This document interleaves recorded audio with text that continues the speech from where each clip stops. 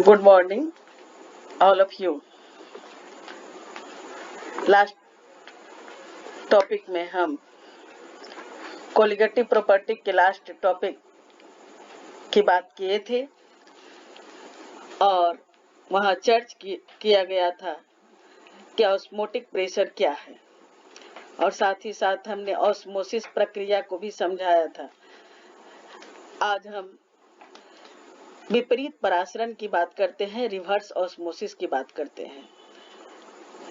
Osmosis की प्रक्रिया की अगर बात किया जाए तो वहां हम लोगों ने देखा था कि अगर सेमी परमिएबल मेम्ब्रेन से सॉल्यूशन और वाटर को सेपरेट किया जाए तो ऐसी अवस्था में वाटर का प्रवाह सॉल्यूशन की ओर होगा, अर्थात प्योर सोलवेंट सॉल्यूशन की ओर प्रवाहित होगा। और इसी प्रक्रिया को हमने क्या कहा था, ऑस्मोसिस कहा था। इसके बाद ये भी बात किया गया था, क्या बात की गई थी कि ऐसी अवस्था में जो प्रेशर क्रिएट होता है वह अतिरिक्त दाब जिसके कारण सेमी परमिएबल मेम्ब्रेन से ऑस्मोसिस की प्रक्रिया तत्क्षण रुक जाए, प्रेशर के उस परिमाण को ऑस्मोटिक प्रेशर कहते हैं। ऑस्मोटिक प्रेशर में हमने कहा क्या कि हमेशा हाइपोटोनिक सॉल्यूशन से हाइपरटोनिक सॉल्यूशन की ओर सोलवेंट का प्रवाह होता है, अर्थात जब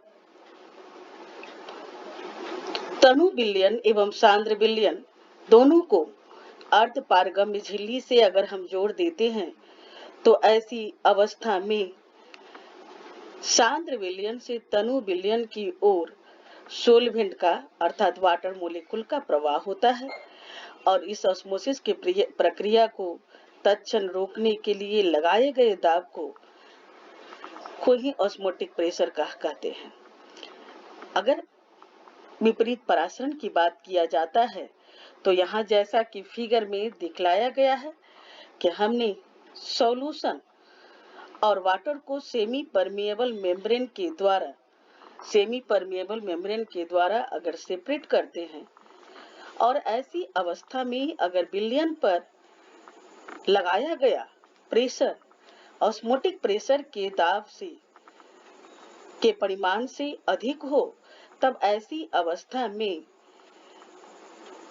वाटर मोलिक्यूल सॉल्यूशन से वाटर की ओर प्रवाहित हो जाएंगे, अर्थात ऑस्मोसिस की प्रक्रिया रिवर्स डायरेक्शन में घटित होने लगेगी।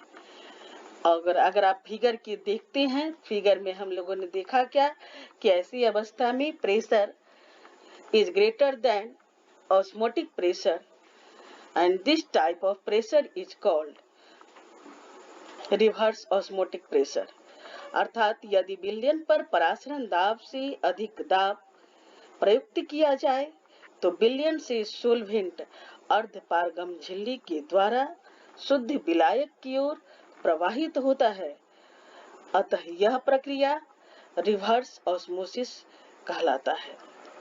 इस प्रक्रिया के द्वारा अगर हम दैनिक जीवन में उपयोग की बात करते हैं तो यह प्रक्रिया समुद्री जल के विलवणीकरण अर्थात डिसैलिनेशन में प्रयुक्त किया जाता है। तो हम लोगों ने अभी तक देखा कि रिवर्स ऑस्मोसिस प्रक्रिया में सोलवेंट के मोलिक्यूल सॉल्यूशन से वाटर की ओर ही प्रवाहित होते हैं, अर्थात परासरण की दिशा विपरीत हो जाती है और इस प्रक्रिया को हम विपरीत परासरण कहते हैं। आगे हम लोग ऑस्मोटिक प्रेशर पर न्यूमेरिकल की बात करते हैं। एक बिहार बोर्ड का सबसे अधिक वायरल प्रश्न है जिसे मैं बताने जा रही हूँ। जैसे एग्जाम्पल के रूप में आप देखते हैं कि 25 डिग्री सी पर अगर 5% यूरिया विलयन का परासरण दाब ज्ञात करना हो तो हम कैसे ज्ञात करेंगे। सबसे पहले बात है, यहाँ बात किया जा रहा है 5% यूरिया विलयन का। 5% यूरिया विलयन का अर्थ यह है कि बिलियन के 100 मिलीलीटर में 5 ग्राम यूरिया उपस्थित है। यहाँ प्रश्न में आपको W/V रिलेशन दिया नहीं गया है, लेकिन आप ये जानो कि परासरण दाब चूंकि मोलरता के समानुपाती होता है, इसलिए यहाँ पर दिया गया ये प्रश्न जो है W/V के रूप में है।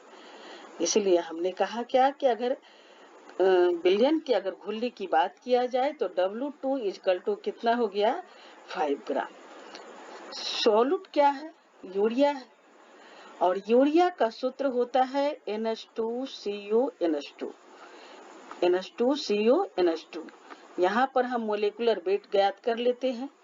अब मोलिकुलर वेट ऐसे नाइट्रोजन कितना हो गया 28 + 4 + 12 + 16 इक्वल टू 60 ग्राम पर मोल।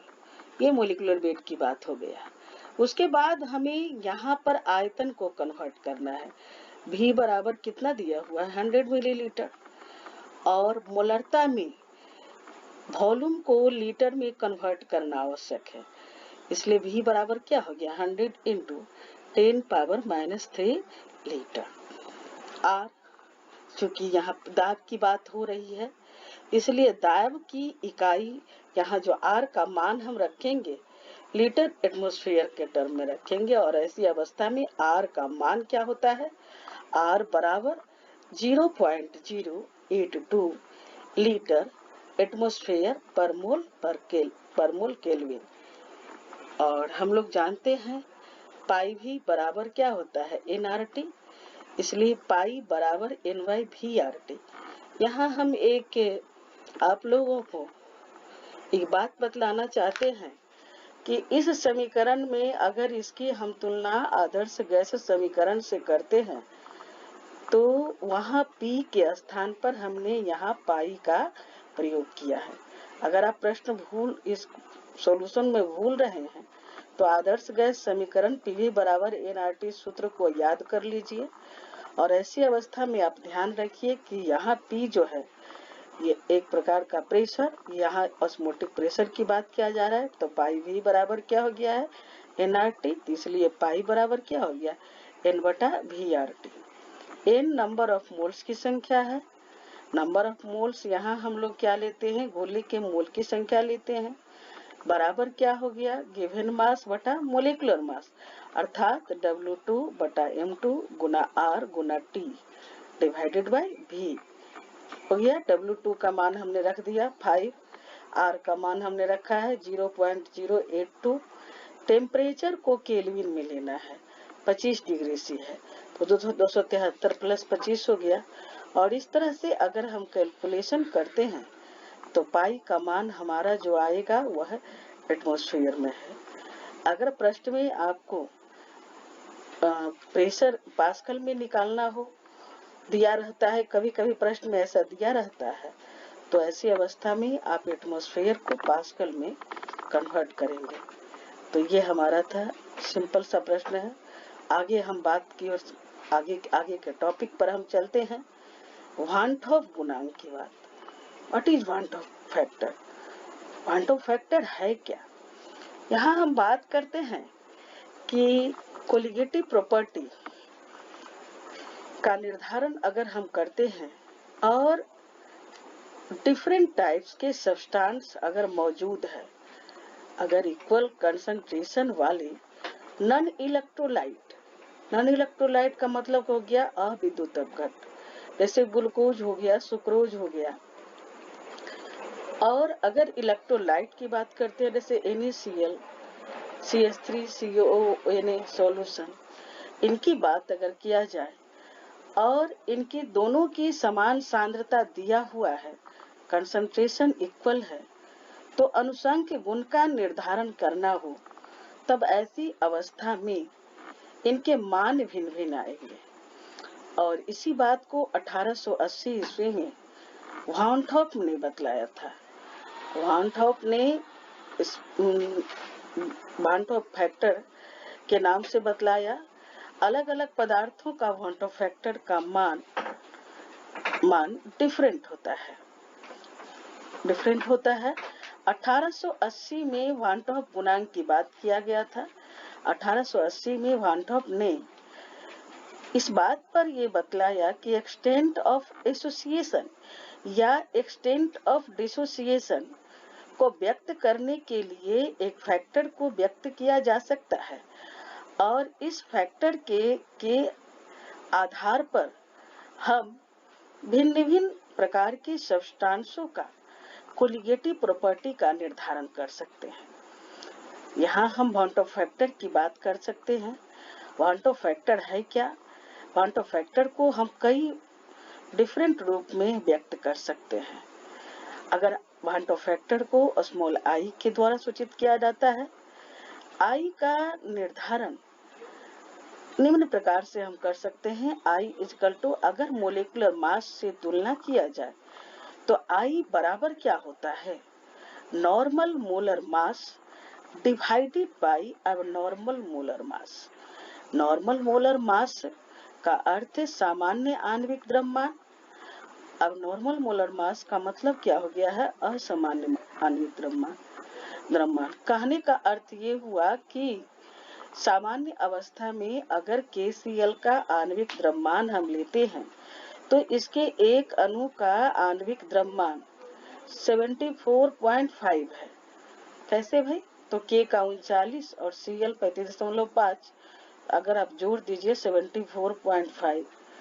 अगर यह बिलियन में टूटता है तो किस प्रकार से टूटता है? K plus plus Cl minus, 2 molecule हो गए। तो ऐसी अवस्था में इनका मोलिकुलर मास का मान जो है 74.5 है, लेकिन ये 2 अणु के लिए है। मतलब असामान्य इनका आणविक द्रव्यमान क्या हो जाएगा? अलग हो जाएगा। नॉर्मल मोलर मास बटा क्या हो गया है? Abnormal molar mass. या इसे इस निम्न प्रकार से भी बता सकते हैं। I इक्वल टू अल्सो क्या हो गया है?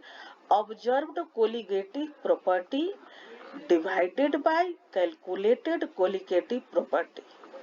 अर्थात अनुमानित अनुसंख्य गुण में अगर ज्ञात अनुसंख्य गुण से अगर हम डिवाइड कर देते हैं तो इसके आधार पर भी I का मान हम निर्धारित कर सकते हैं। I का मान अनदर वे में भी निर्धारित किया जा सकता है। I बराबर क्या हो गया? I बराबर क्या हो गया? Total number of moles of particle after association और डिसोसिएशन। कहने का अर्थ ये है कि अगर पार्टिकल्स की संख्या कितनी एसोसिएट या डिसोसिएट होने के बाद है, उनकी कुल संख्या में एसोसिएशन या डिसोसिएशन के पहले नंबर ऑफ पार्टिकल से अगर डिवाइड कर देते हैं तो इसके आधार पर भी हम वांटॉप फैक्टर का मान ज्ञात कर सकते हैं। फिर से समझिए, हमने कहा कि आफ्टर एसोसिएशन, एसोसिएशन का मतलब क्या हो जाएगा? जुड़ गया। डिसोसिएशन का मतलब क्या हो गया? विघटित हो गया। तो विघटित होने के बाद नंबर ऑफ आयन्स की संख्या में परिवर्तन हो जाएगा और एसोसिएशन के पश्चात भी नंबर ऑफ मोल्स की संख्या में क्या होगा? परिवर्तन होगा, है ना। अगर स्ट्रॉन्ग इलेक्ट्रोलाइट है तो ये पूर्णतः एसोसिएटेड या डिसोसिएटेड होंगे 100%। लेकिन अगर तब ऐसी अवस्था में डिग्री ऑफ डिसोसिएशन का मान भिन्न भिन्न होता है, या एसोसिएशन का मान भी क्या होता है? भिन्न भिन्न होता है, जिसे हम अल्फा के द्वारा सूचित कर सकते हैं। फिर से समझिए, अगर दुर्बल वैद्युत अपघट्य हो लाइक CH3COOH, ऑर्गेनिक जितने भी ऑर्गेनिक एसिड हैं, अगर ये विघटित होते हैं तो इनका विघटन प्रतिशत 100% नहीं होता है, बल्कि 20, 35, 50 एंड सो ऑन। वो कंसंट्रेशन पर डिपेंड करेगा कितना वो जिसे हम व्यक्त करेंगे डिग्री ऑफ डिसोसिएशन के आधार पर। तो अभी हमने कहा क्या कि अगर वैद्युत अपघट्य की प्रकृति क्या होगी? दुर्बल होगी। अर्थात यहाँ अल्फा बराबर क्या हो जाएगा? I-1 बटा N-1। What is I? Here I is one top factor. N क्या है? n कितने मोलेकुल वहां अवस्थित हैं, उनकी संख्या, एसोसिएटेड या डिसोसिएटेड मोले के अणुओं की संख्या कितनी है, n है। अगर सॉल्यूट एसोसिएटेड अवस्था में है, अगर संयोजित हो जाता है, तब I का मान हम कैसे ज्ञात करेंगे या अल्फा का मान कैसे ज्ञात करेंगे? तो हमारा सूत्र क्या हो गया, I equal to 1 minus alpha plus alpha by n, जहां n बराबर क्या है, एसोसिएटेड या डिसोसिएटेड गोले के अणुओं की संख्या है। अब एग्जाम्पल के तौर पर हम आपको बताना चाहते हैं, अभी हम जितने भी उदाहरण दे रहे हैं ये सभी स्ट्रॉन्ग इलेक्ट्रोलाइट है। स्ट्रॉन्ग इलेक्ट्रोलाइट का मतलब क्या है, ये 100% क्या हो जाता है, आयोनाइज हो जाता है। जैसे NaCl ये टूट जाएगा जलीय विलयन में। ये कैसे टूट गया भाई, तो Na plus plus Cl minus. Association dissociation के जब T बराबर 0 तो NaCl 1 मोल, अर्थात जब डिसोसिएशन की प्रक्रिया आरंभ नहीं हुई थी तो NaCl का 1 मोल उपस्थित है, लेकिन जब डिसोसिएट हो जाता है तो ऐसी अवस्था में 1 मोल Na प्लस का प्राप्त हो रहा है और 1 मोल Cl माइनस का प्राप्त हो रहा है। अर्थात I बराबर, अभी हमने कहा कि एसोसिएशन या डिसोसिएशन के पश्चात कुल मोल की संख्या, अर्थात 1 प्लस 1 कितना हो गया, 2 डिवाइडेड बाय पहले कितना है 1, तो यहाँ I बराबर क्या हो गया है 2/1, 2 divided by 1 that is called 2। आगे की ओर हम चलते हैं।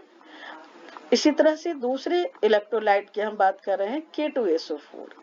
K2SO4 कैसे टूटेगा, पोटेशियम का 2 आयन है इसलिए टूट जाएगा 2K प्लस SO4 माइनस 2, अर्थात K2SO4 जब विलयन में विघटित होता है तब ऐसी अवस्था में विघटन के पहले K2SO4 का 1 मोल है और विघटन के पश्चात 3 मोल की संख्या है, अर्थात I इक्वल टू क्या हो जाएगा 3/1 दैट इज 3। इसी तरह से Al2SO4 होल 3, अल्युमिनियम सल्फेट की हम बात करते हैं। अल्युमिनियम भी कैसे टूटेगा, 2Al प्लस 3 SO4 माइनस 2। एक चीज और भी ध्यान दीजिएगा कि यहाँ संयोजकता से कंफ्यूज नहीं होना है, बल्कि कितने मोलेकुल विघटन के पश्चात प्राप्त हो रहे हैं, अर्थात अल्युमिनियम की यहाँ कितनी संख्या हो गया 2 और SO4 की क्या है 3, तो टोटल मोल की संख्या कितना हो गया 3 प्लस 2 बराबर कितना हो गया है 5, और पहले कितना मोल हो गया, पहले कितना है 1 बराबर क्या हो गया 5। तो अभी तक हम जितने मोलेकुल की बात किए इस तरह से ये डिसोसिएटेड मोलेकुल थे। और हमेशा ध्यान में रखिएगा कि अगर डिसोसिएशन की अवस्था है, अर्थात विघटन आयनिक कंपाउंड जब विघटित होता है तो विलयन में नंबर ऑफ आयन्स की संख्या या मोल की संख्या बढ़ जाती है, और ऐसी अवस्था में अगर असामान्य आणविक द्रव्यमान की बात किया जाए तो ऐसी अवस्था में ऐसे पदार्थों का मोलर मास आयन में सामान्य मास से हमेशा क्या होता है, कम ही पाया जाएगा नॉर्मल मोलर मास से। अब नॉर्मल मोलर मास हमेशा क्या होगा, कम होगा। आगे की ओर हम चलते हैं। जब मोलेकुल एसोसिएटेड अवस्था में है, एसोसिएटेड मतलब क्या हो जाते हैं, जुड़ जाता है।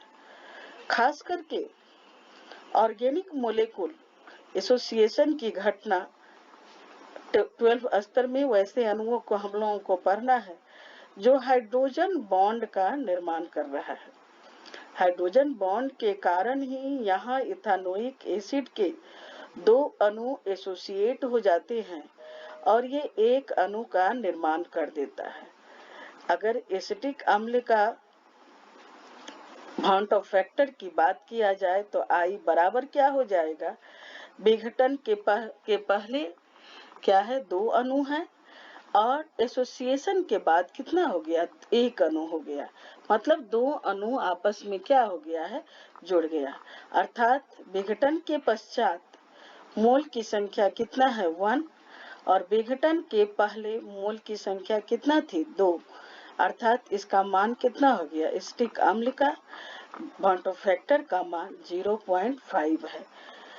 अर्थात हम कह सकते हैं कि एसोसिएशन की कंडीशन में बॉन्ड ऑफ फैक्टर का मान 1 से क्या होता है, कम होता है, जबकि डिसोसिएशन की अवस्था में आई का मान सामान्यतः 1 से अधिक पाया जाता है। आगे की ओर हम चलते हैं। बॉन्ड ऑफ फैक्टर के कारण पदार्थ का आणविक द्रव्यमान किस प्रकार से प्रभावित होता है। आपसे ये प्रश्न पूछा जाता है कि what is abnormal molar mass, असामान्य आणविक द्रव्यमान किसे कहते हैं। असामान्य आणविक द्रव्यमान नाम से ही स्पष्ट लग रहा है कि आणविक द्रव्यमान सामान्य मान से या तो कम होगा या अधिक होगा। अर्थात वैसा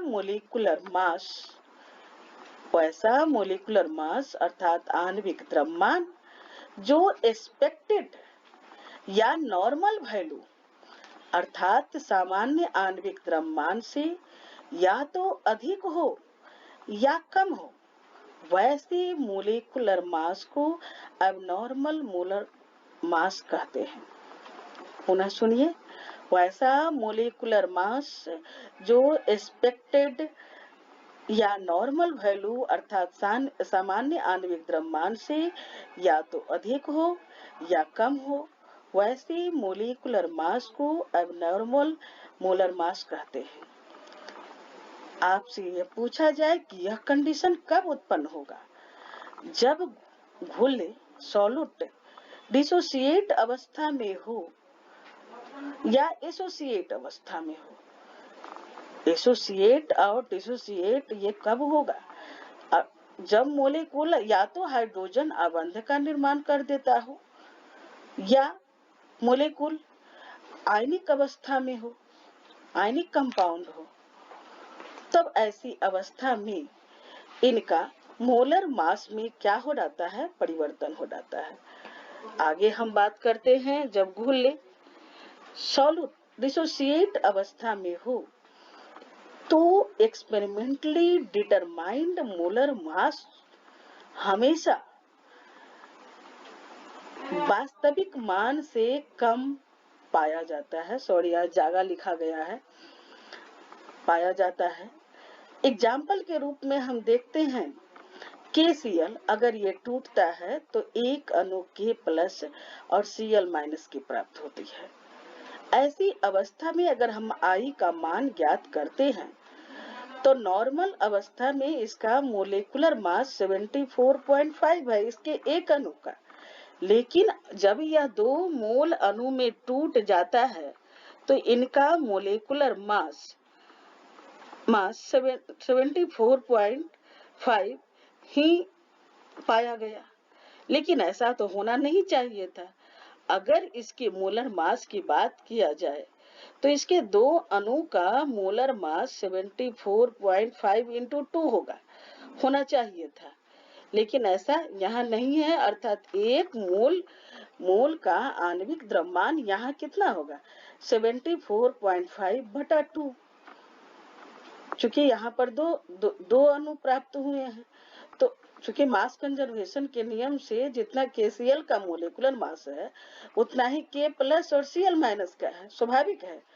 लेकिन अगर हम समझने का प्रयास कीजिए कि अगर एक्सपेरिमेंटली मोलर मास की बात किया जाए तो यहाँ पर 2 अणु है, तो 2 अणु में का मोलर मास अगर 74.5 है तो एक मोल अणु का मोलर मास कितना होगा, 74.5/2, अर्थात कितना हो गया, 34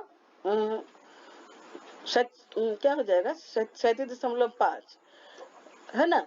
अर्थात क्या हो गया, आई बराबर क्या हो गया 74.5, इसको डिवाइड कर दीजिए तो इसका मान कितना हो गया है 2 हो गया। इसी प्रकार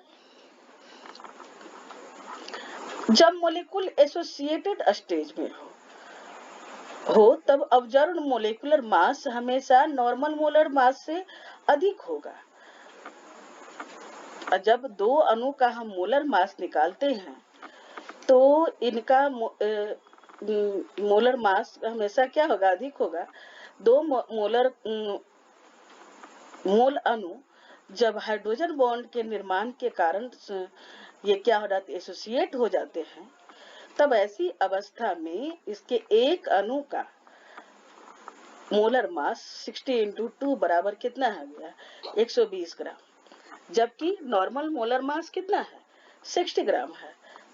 60 ग्राम है, इसका मतलब क्या है, एसिटिक अम्ल का सामान्य मोलर मास आई बराबर कितना हो गया है 60, और एसोसिएशन के पश्चात मोलिकुलर मास कितना हो गया 120, दैट इज कॉल्ड 1/2 बराबर क्या हो गया 0.5। थोड़ा सा हम लोग इसको अगर कहा जाए शॉर्टकट में हम कह सकते हैं कि किसी पदार्थ का अबनॉर्मल मोलर मास तब ऑब्जर्व्ड होता है जब पदार्थ की प्रकृति आयनिक हो या हाइड्रोजन बॉन्ड की उपस्थिति के कारण एसोसिएटेड मोलिकुल का निर्माण करने की प्रवृत्ति हो, एवं ऐसी अवस्था में अनुसंख्य गुण वॉन्ट ऑफ फैक्टर के कारण क्या होगा, प्रभावित होगा। अगर हम थोड़ी सी अनुसंख्य गुणधर्म की बात करते हैं तो वाष्प दाब में आपेक्षिक अवनमन समान सांद्रता वाले नॉन इलेक्ट्रोलाइट और इलेक्ट्रोलाइट के अगर मान में हम अंतर देखते हैं तो ये मान अंतर किस प्रकार से होगा। वाष्प दाब में आपेक्षिक अवनमन P1 naught into minus P1 divided by P1 naught that equal to I into N2 बटा N1। N2 और N1 के बारे में आप जानते हो, N2 क्या है, घोलक के मोलों की संख्या है, N1 क्या है, घोलक के मोलों की संख्या है। यहाँ हम एक कंसिडरेशन के कारण N1 प्लस N2 नहीं लिखे हैं कि N1 is much greater than N2 है। इसी प्रकार अगर बॉइलिंग पॉइंट में उन्नयन की बात किया जाए तो समान आणविक द्रव्यमान होने के पश्चात आयनिक यौगिकों का एलिवेशन ऑफ बॉइलिंग पॉइंट का मान इलेक्ट्रोलिटिक सॉल्यूशन का हमेशा नॉन इलेक्ट्रोलाइट इट सब्सटेंस के सापेक्ष अधिक होगा, अर्थात delta TB equal to I into KB into W2 गुना 1000 डिवाइडेड बाय M2 गुना W1। इसी प्रकार से डिप्रेशन इन फ्रीजिंग पॉइंट अर्थात हिमांक बिंदु में अवनमन भी इसी प्रकार से अफेक्टेड होगा। अगर इस फ्रीजिंग पॉइंट में डिप्रेशन को हम डेल्टा TF से डिनोट करते हैं तो delta TF equal to I into KF into W2 गुना 1000 बटा M2 गुना W1। इसी प्रकार से ऑस्मोटिक प्रेशर भी अफेक्टेड होगा। ऑस्मोटिक प्रेशर इक्वल टू क्या हो जाएगा, pi equal to I into CRT, अर्थात असामान्य मोलर मास के अवस्था में इनके कोलिगेटिव प्रॉपर्टी में हमेशा अंतर पाया जाएगा। That's all. Thank you.